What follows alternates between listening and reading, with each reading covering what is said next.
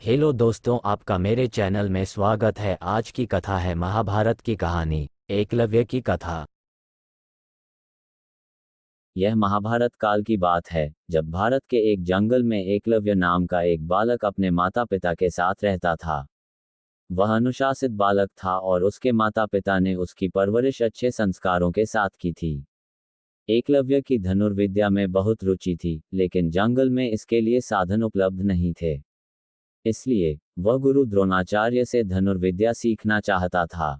गुरु द्रोणाचार्य उन दिनों राजकुमारों अर्थात पांडव और कौरवों को धनुर्विद्या सिखा रहे थे और उन्होंने भीष्म पितामह को वचन दिया था कि वह राजकुमारों के अलावा किसी को भी धनुर्विद्या का ज्ञान नहीं देंगे।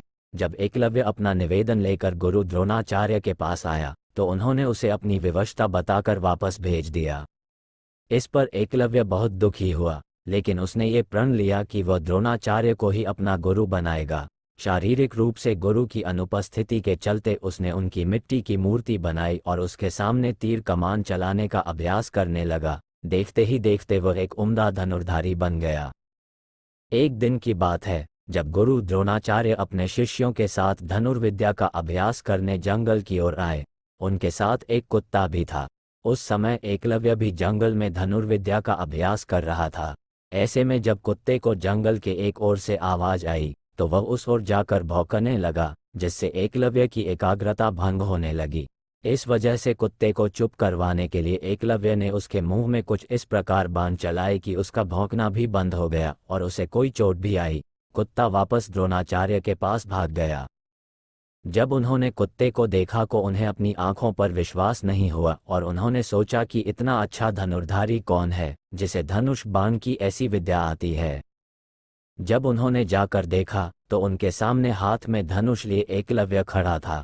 अपने गुरु को देखकर एकलव्य ने उन्हें प्रणाम किया। द्रोणाचार्य ने उससे पूछा कि उसने यह विद्या किससे सीखी, तो एकलव्य ने बताया कि वह किस प्रकार उनकी मूर्ति के सामने प्रतिदिन अभ्यास करता है। ये सुनकर द्रोणाचार्य आश्चर्यचकित हुए। दरअसल गुरु द्रोणाचार्य ने अर्जुन को वचन दिया था कि उससे बेहतर धनुर्धारी कोई नहीं होगा, लेकिन एकलव्य की विद्या उनके इस वचन में बाधा बन रही थी। ऐसे में उन्हें एक युक्ति सूझी।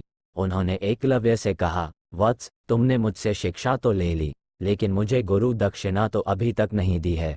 आदेश करें गुरुवर, आपको दक्षिणा में क्या चाहिए? एकलव्य ने कहा। एकलव्य की बात का जवाब देते हुए द्रोणाचार्य ने कहा कि गुरु दक्षिणा में मुझे तुम्हारे दाहिने हाथ का अंगूठा चाहिए। ये सुनकर एकलव्य ने तुरंत अपनी कृपाण निकाली और अपना अंगूठा काटकर गुरु द्रोणाचार्य के चरणों में रख दिया।